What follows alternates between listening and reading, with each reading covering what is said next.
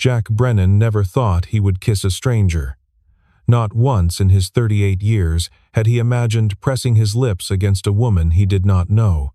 But that February night in Boston changed everything. She was dying in the back seat of his Lincoln Town car. Her lips had turned purple. Her eyes rolled back. Her fingers clawed desperately at her purse, searching for something she could not find. He had seconds. No EpiPen, no ambulance that could arrive in time. The dispatcher said 8 minutes. She did not have 8 minutes, so Jack did the only thing his firefighter training had taught him a decade ago. He breathed life into her lungs, pressed his palms against her chest, and refused to let her go. The woman gasping beneath him was Emma Whitmore, the 32-year-old heiress to a $4.2 billion empire. The night had started like any other shift for Jack. He arrived at the dispatch office at 7 in the evening, checked out his assigned vehicle, and reviewed his schedule for the night. 3 pickups. The first 2 were routine business executives heading to the airport, quiet passengers who barely acknowledged his existence. That was how Jack preferred it.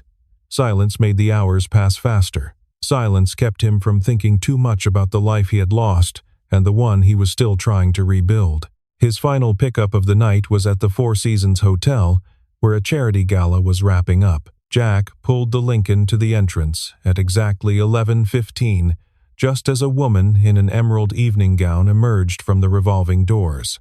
Emma Whitmore climbed into the back seat looking utterly exhausted. Her designer dress was wrinkled.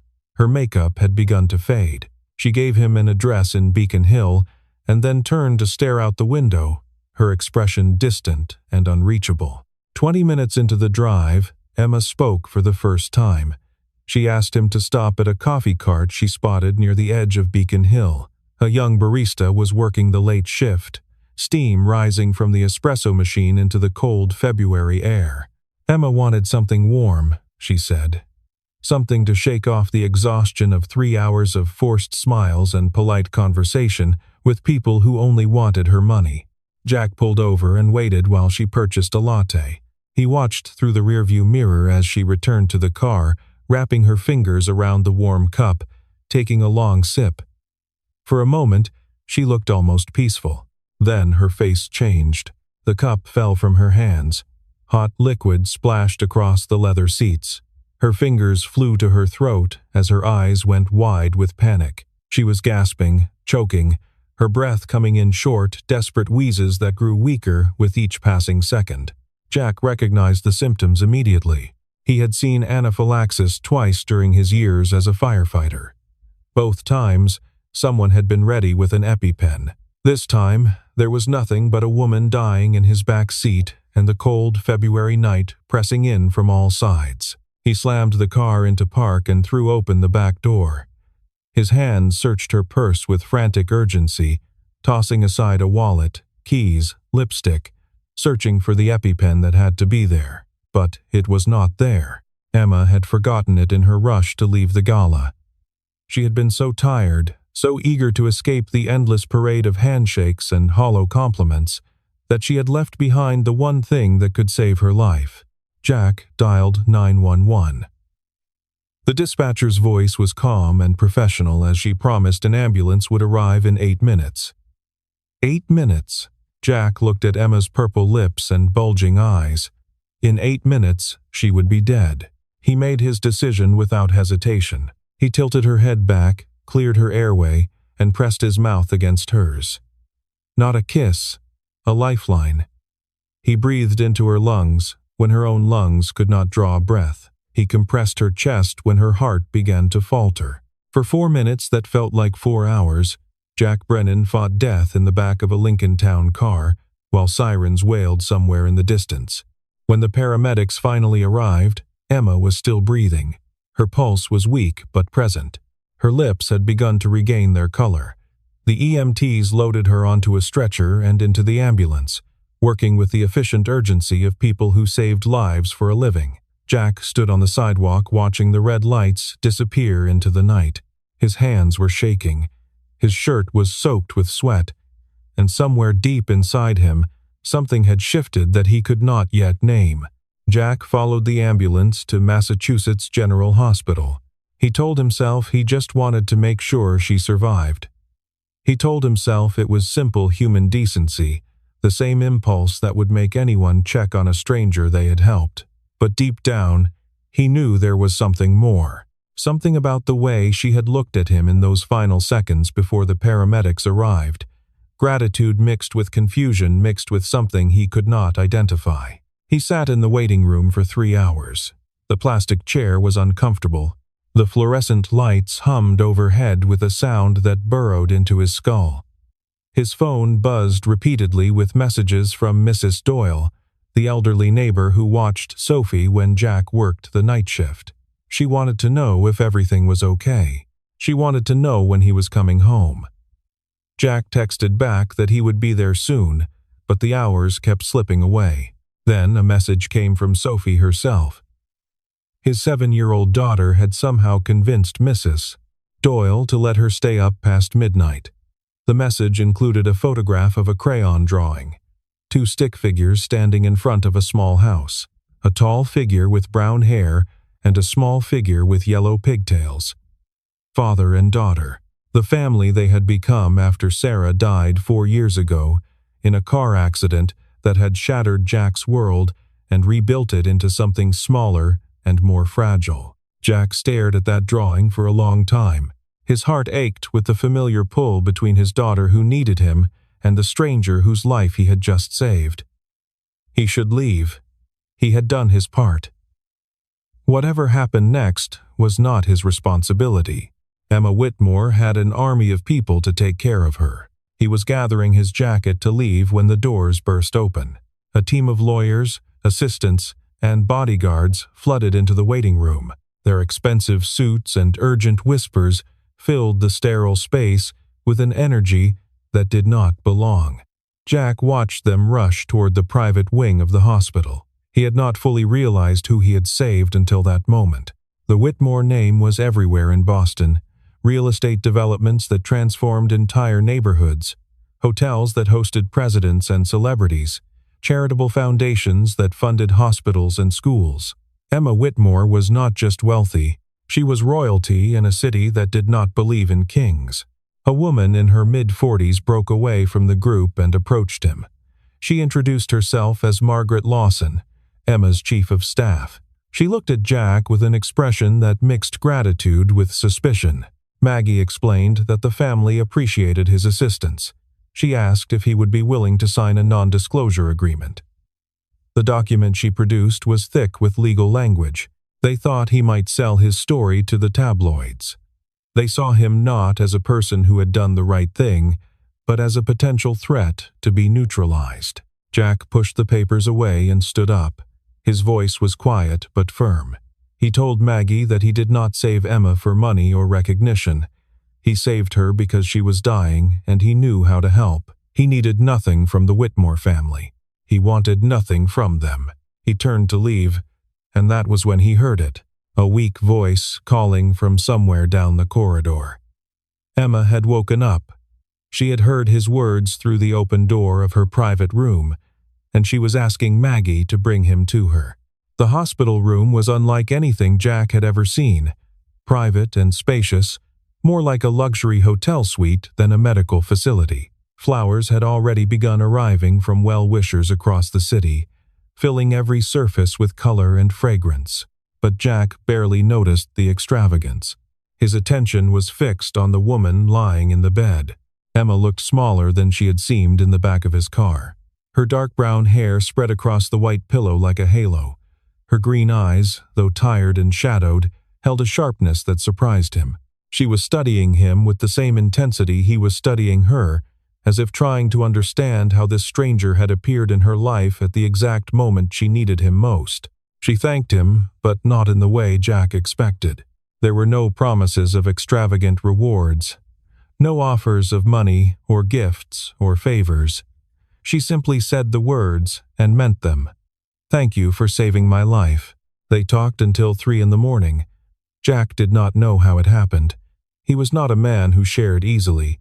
Years of grief had taught him to keep his walls high and his emotions guarded. But something about Emma drew the words out of him. He told her about Sarah, about the car accident that had taken her 4 years ago, about the way his world had collapsed in a single phone call, how he had gone from husband and father to widower and single parent in the space of a heartbeat. He told her about leaving the fire department because the risks felt different when a little girl was waiting at home.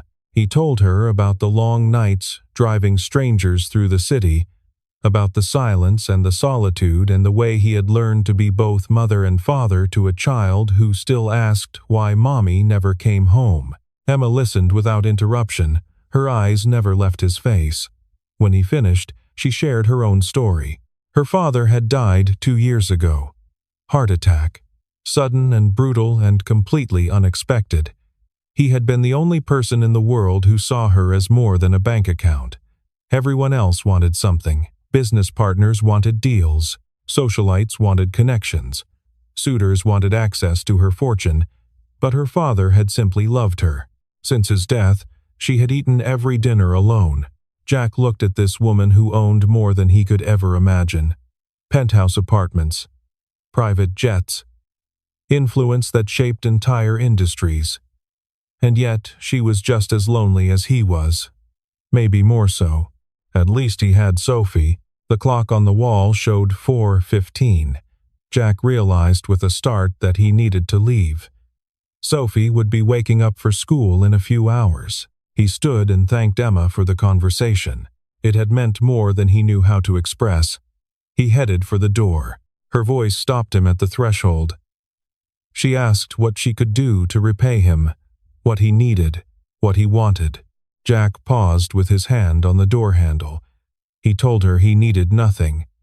But if she truly wanted to give something, she could come visit his daughter sometime and tell her about flowers. Sophie loved hearing stories from new people. She had a particular fascination with lilies. Emma smiled for the first time since they had met. It transformed her face, softening the sharp edges of exhaustion and grief. She told him that her mother had loved lilies too. They had been her favorite flower. Jack left the hospital as the first gray light of dawn began to creep over Boston. Behind him, Emma Whitmore lay in her bed staring at the ceiling. For the first time in years, she had met someone who wanted nothing from her, and she did not know what to do with that feeling. 3 days passed. Jack returned to his normal routine, driving his shifts and caring for Sophie, and trying to convince himself that his encounter with Emma Whitmore had been an anomaly, a strange detour in an otherwise ordinary life. Something to tell Sophie about when she was older. A story and nothing more. Then the envelope arrived. It was waiting for him at the dispatch office. Inside was a thick, cream-colored invitation. Sophie was cordially invited to visit the Boston Botanical Garden that Sunday. Private tour. All expenses covered. The card was signed with 2 elegant letters. E. W. Jack's first instinct was to throw it away. This was not his world. Private tours and botanical gardens belonged to people who did not count their dollars at the grocery store. He did not want Sophie growing accustomed to things they could never afford. But Sophie found the invitation before he could make it disappear. Her eyes went wide with wonder. She asked if there would be lilies there. Real ones, growing from the ground. She had only ever seen them in pictures and library books. Jack could not say no to that face. Her mother's face, looking up at him with hope and excitement, he agreed to one visit. Just one. A polite thank you, and nothing more. After Sunday, they would return to their normal life. Sunday arrived cold but bright. Jack dressed Sophie in her warmest coat, the purple one with the missing button that he kept meaning to replace. They took the bus to the garden because Jack could not afford a taxi and refused to use his work car for personal errands. Sophie pressed her nose against the window the entire ride, watching the city pass by with the endless fascination of a child who found wonder in ordinary things. Emma was waiting at the entrance. She looked different than she had in the hospital. Healthy and whole, her color returned, her eyes bright.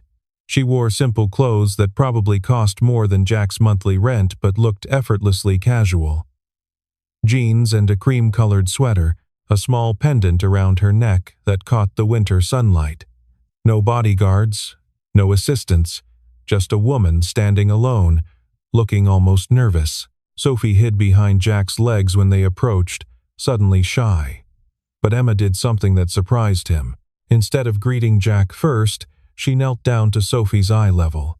She asked what Sophie liked to draw, not what she wanted to be when she grew up. She asked about the thing that mattered most to a 7-year-old girl. Sophie warmed up quickly after that. She pulled a folded piece of paper from her coat pocket, a drawing she had made the night before. It showed her family. 2 stick figures standing in front of a small house with a red door.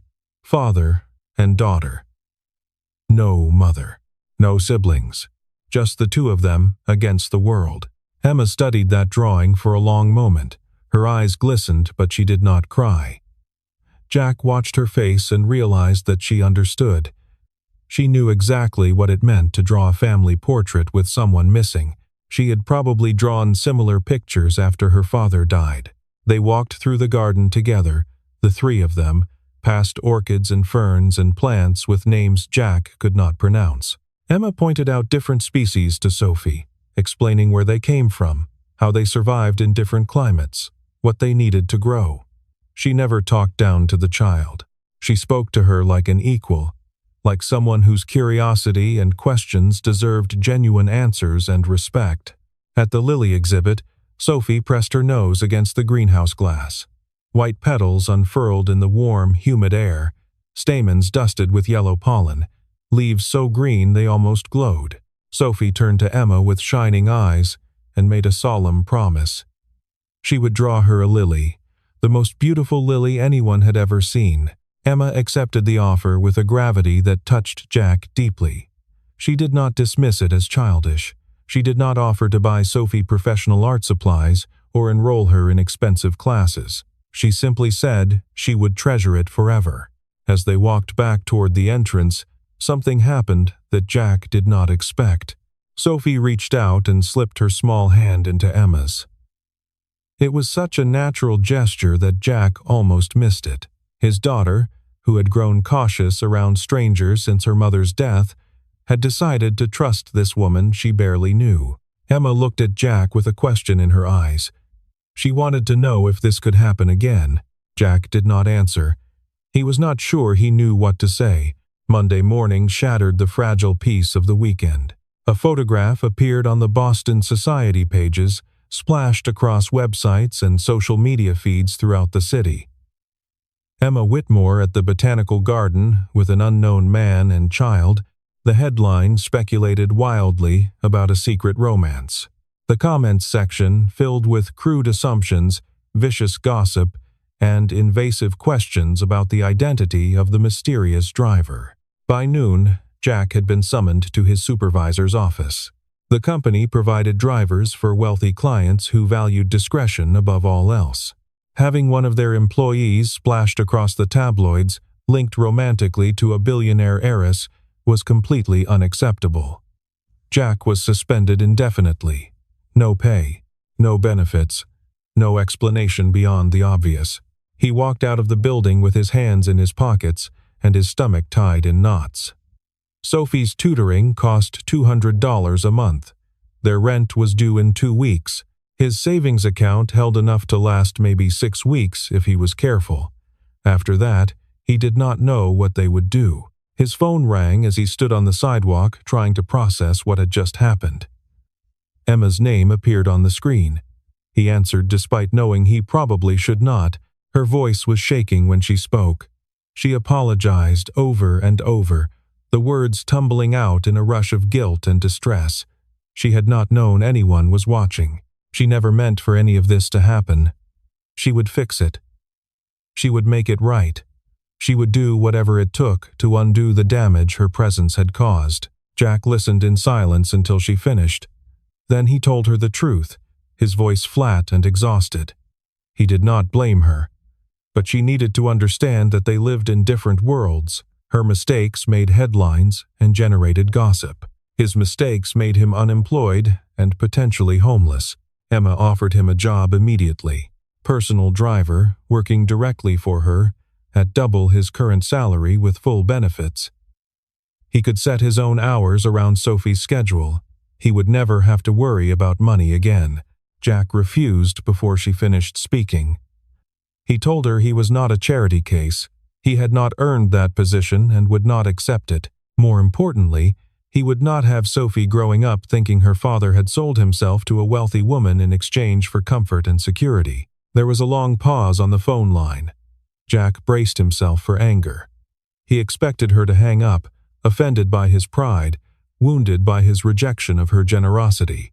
Instead, Emma offered something different.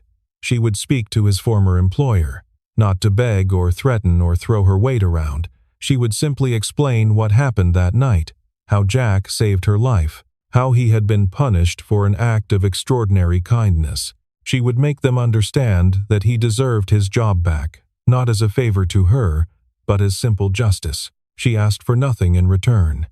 She expected nothing in return. She simply wanted to correct an injustice that her presence in his life had caused. Jack did not know how to respond. In his experience, people with power used it to take things from others. They did not use it to give without expecting something back. He told her he would think about it. Then he ended the call and sat alone in his apartment, staring at the wall, wondering what Emma Whitmore truly wanted from him and whether he would ever understand. While Jack struggled with the consequences of a photograph, Emma fought a battle of her own. Her uncle Richard had been waiting for an opportunity exactly like this one. Since her father's death, Richard had been maneuvering to take control of Whitmore Enterprises. The photograph gave him the ammunition he needed. Richard called an emergency meeting of the board of directors. He stood before them with printed copies of the tabloid article. His argument was simple and devastating. Emma was emotionally unstable. She had nearly died from her own carelessness, and now she was publicly consorting with a working-class driver and his child. The company needed steady leadership. Richard proposed installing himself as interim CEO. The board members shifted uncomfortably in their leather chairs. Some had known Emma since she was a child. They remembered her father and his vision for the company. They remembered his unwavering faith in his daughter's abilities, but others were newer, brought onto the board by Richard over the past 2 years. They owed their positions to him. Their loyalties lay with the man who had given them power, not the woman who had inherited it. Emma listened to her uncle's speech without interruption. Her face remained calm even as fury burned in her chest. When Richard finished and turned to her with a triumphant smile, she rose to address the room. She told them the truth in measured tones. Yes, she had nearly died. A man had saved her life at great personal cost. He had lost his job because of her. He had faced public humiliation because of her. And her uncle's response to this tragedy was to weaponize it against her. She looked directly at Richard. She asked him what he had been doing while she was dying in the back of that car. Had he called to check on her condition? Had he visited her in the hospital?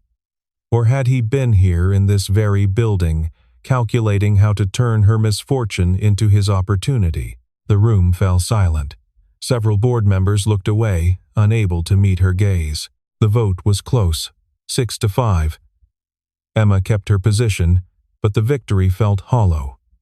As Richard prepared to leave, he paused beside her chair. His voice was low. He told her this was just the beginning. That evening, Jack received a phone call from his former employer. His suspension had been lifted. He could return to work the following Monday. Emma had made that call. She had used her influence not to give him an unearned gift, but to restore something that had been unfairly taken. He returned to work, but nothing was the same. His co-workers whispered behind his back. They made assumptions about what he had done to attract a billionaire's attention. None of them knew the real story. None of them cared to ask. At home that evening, Sophie asked about Emma. She wanted to know when the nice lady from the garden would come visit again. Jack had no answer to give her. He did not know if he would ever see Emma Whitmore again. Part of him hoped he would not. Life had been simpler before she entered it. Lonelier, perhaps, but simpler. and sometimes simple was all a person could handle. 2 weeks of silence followed. Jack drove his routes, picked up his passengers, counted his tips, and returned home each night to Sophie. Emma was consumed by the ongoing war with her uncle, fighting daily battles to maintain control of the company her father had built. They existed in parallel, their lives touching only in memory. Then one rainy night, everything changed again. Jack finished his shift at 11 and drove home through streets slick with water. Streetlights reflected off the wet pavement like scattered jewels. When he turned onto his block, he noticed a car parked in front of his building. A sleek black sedan that did not belong in this neighborhood. His heart tightened with a mixture of fear and anticipation as he recognized it. Emma stepped out as he approached. She wore no makeup. Her eyes were red and swollen from crying. Her expensive clothes were rumpled as if she had been wearing them for days. She looked nothing like the composed heiress the world saw in photographs and press releases. She looked like someone who had reached the end of her rope. She told him she did not know where else to go. Everyone in her life wanted something from her. Everyone had an agenda. He was the only person she trusted. The only one who had never asked for anything. Jack stood in the rain, water dripping from his hair, running down his face. Every sensible instinct told him to send her away. She was trouble. She was complication. She was everything he did not need in his carefully constructed life. Her presence brought chaos and scandal and photographers lurking in shadows. But she was also alone. Truly, desperately alone. And Jack knew what alone felt like. He opened his door and told her he had tea if she wanted it. They sat in his small kitchen while rain streaked the windows and the radiator clanked and hissed in the corner. Jack made chamomile tea in mismatched mugs, the only kind he kept in the apartment because it helped Sophie sleep on difficult nights. They sat across from each other at the tiny table where he and Sophie ate their meals, and Emma began to talk. She told him about her ex-fiancé, Christopher. They had been engaged for almost a year before Emma discovered the truth. Christopher had been feeding information to Richard the entire time. Their romance had been a calculated move in a corporate chess game Emma had not even known she was playing. The man she had loved, the man she had planned to marry, had seen her only as a means to gain access to her fortune. She told him about her father. How he had been the only person who made her feel safe. How she had discovered after his death just how isolated she truly was. People approached her with smiles and flattery, but everyone wanted something. Favors, money, influence, connections. She could not remember the last time someone had been kind to her without calculating what they might gain. Jack poured her more tea and sat back in his chair. He told her that he wanted nothing from her, and to be honest, she had nothing he needed. His life was small, but it was his. Sophie was healthy. They had a roof over their heads. What more could a man reasonably ask for? Emma laughed. The sound surprised them both. It was the first time she had laughed genuinely in months. She told him that was probably the most romantic thing anyone had ever said to her. Their moment was interrupted by a small sound from the hallway. Sophie appeared in the doorway in her pajamas. When she saw Emma sitting at their kitchen table, her face lit up with pure joy. She ran across the room and threw her arms around Emma's neck. She said she had missed her. She asked if Emma had come back to hear more about flowers. Jack watched his daughter embrace this woman. Something shifted in the air around them. The apartment felt different with 3 people in it.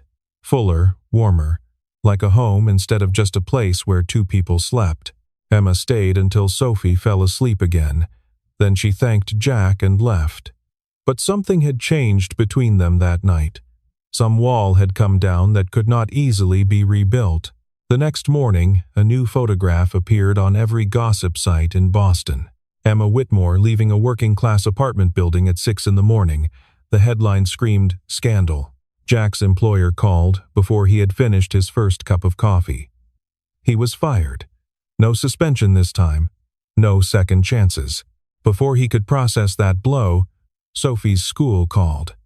Several parents had complained.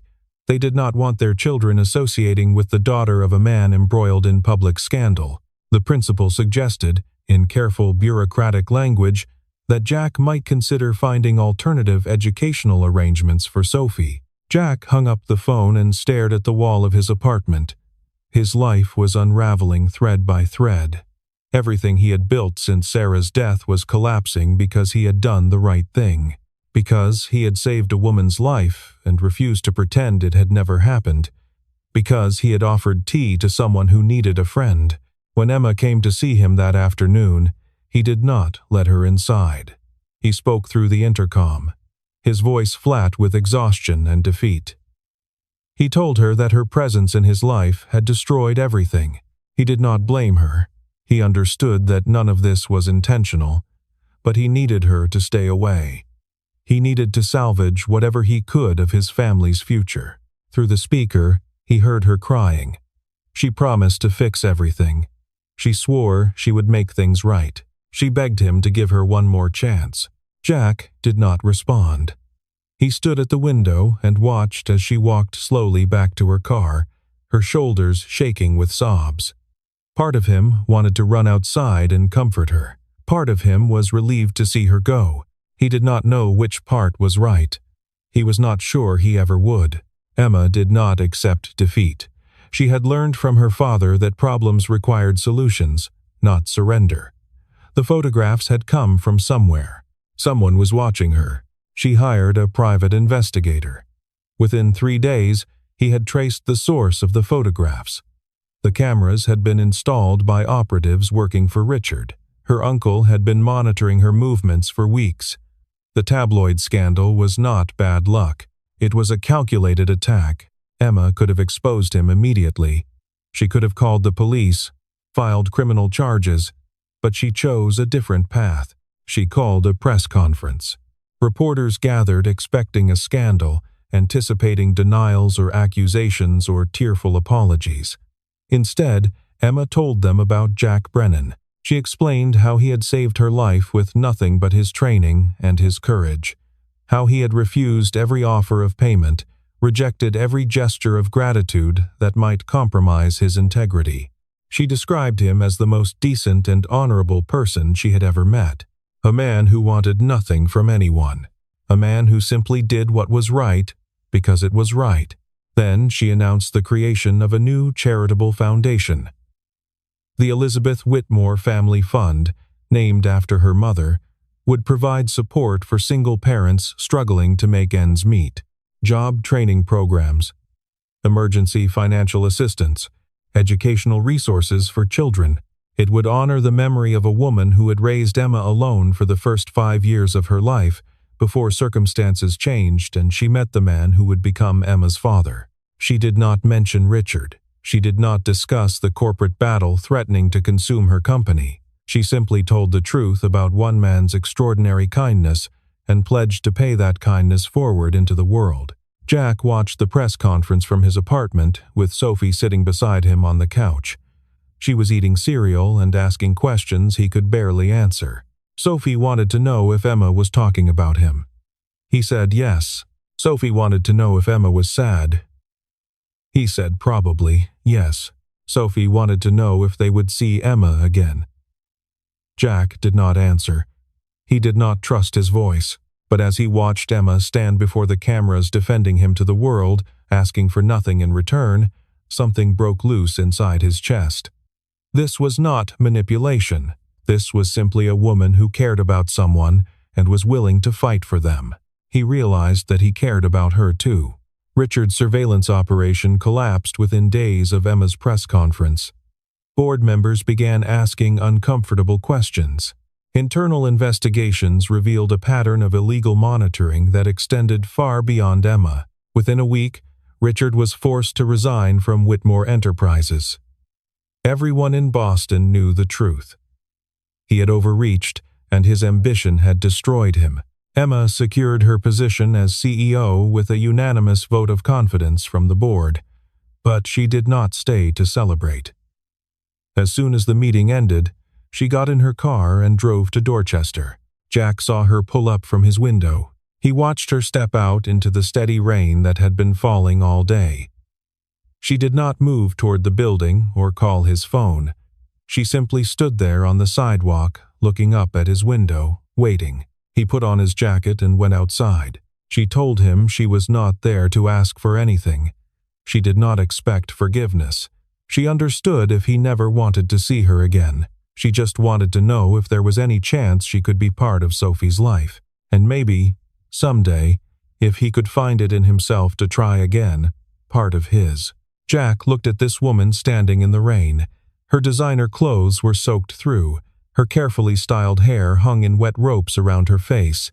She looked nothing like a billionaire. She looked like someone who had finally run out of walls to hide behind. Before he could respond, the apartment door burst open behind him.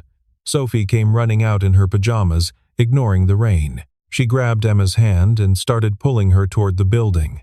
Sophie announced that she had a new drawing to show Emma. 3 people this time, a man and a little girl and a woman with brown hair, standing in front of a house with flowers growing in the garden. Emma looked at the drawing through her tears. She told Sophie it was the most beautiful thing she had ever seen. Jack stood in the doorway, watching his daughter lead Emma into their home. For the first time since Sarah's death, the apartment felt complete. He had spent 4 years telling himself that 2 people were enough, that Sophie did not need another mother figure, that he did not need anyone but his daughter. He had been wrong about all of it. 6 months later, Jack stood in front of a conference room at Whitmore Enterprises headquarters, demonstrating proper CPR technique to a group of new employees.